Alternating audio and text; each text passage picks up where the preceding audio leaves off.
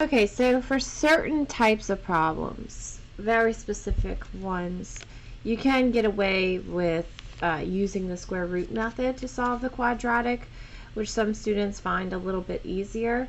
The only way that you're going to be able to do that is if you can write one side as a square and the other side as a, number, basically. So b has to be a real number, and then the other side has to be in square form. So it could be a parentheses squared, it could be x squared, whatever. It's just that you have to be able to put your square on one side and only a number on the other side. So you couldn't do it with like a x squared minus 7x equals 12 or something, because there's no way to write that as a square term on one side, number on the other side. So the steps are, you're going to isolate your squared term, take the square root of both sides. This is a step students often forget. You have to apply the plus minus sign to the other side that you're taking the square root of, and then simplify. Alright, so let's take a look here. So for x squared equals 169, what we're going to do to solve this, our x squared is already by itself, so we just basically take the square root of both sides. This is going to become an x. This is a step most students forget. Put your plus minus, and then calculate the square root of 169. Hopefully you have that memorized. That's going to be 13. Okay? Now, even though this one looks a little less simple than the other one, it is written as a square. So we can, just like in the previous example, take the square root of both sides. Now, students sometimes want to try to multiply this out, but guys, this square root actually cancels this square. These are what you call opposite or inverse operations. Inverse operations cancel each other. So like if I give you $5 and then I turn around and I take it away, that's addition and subtraction. They cancel each other. So you're the same as you were before anything ever happened with me.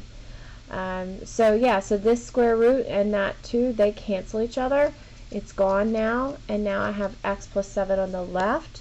Now with all that commotion, like I said, a lot of students are going to forget to put that plus minus. So make sure you don't forget. Be the exception.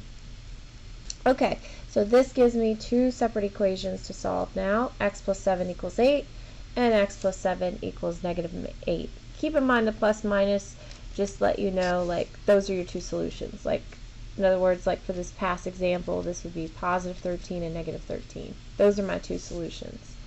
Okay, well here it's saying x plus 7 either equals positive 8 or it equals negative 8.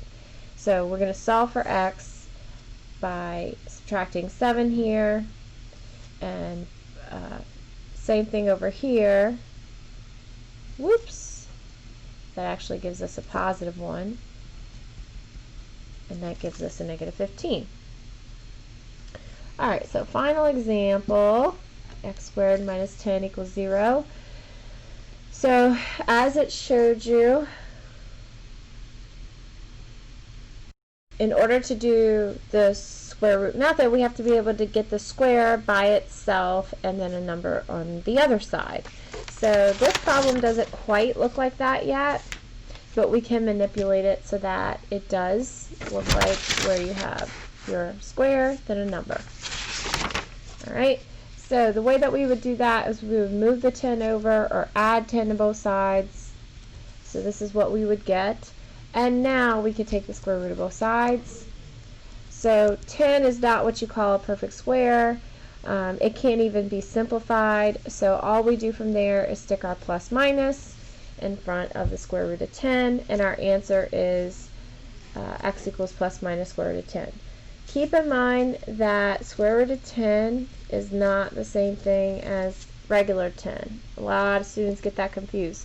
Square root of 10, if you wanted the decimal approximation, we tend not to do decimal approximations in this class, but just to give you an idea of what square root of 10 is, approximately, it's approximately 3.162776660. It's what you call an irrational number.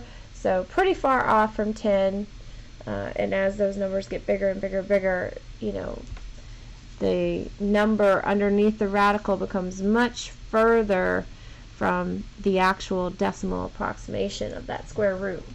So just trying to help you guys avoid getting confused about that.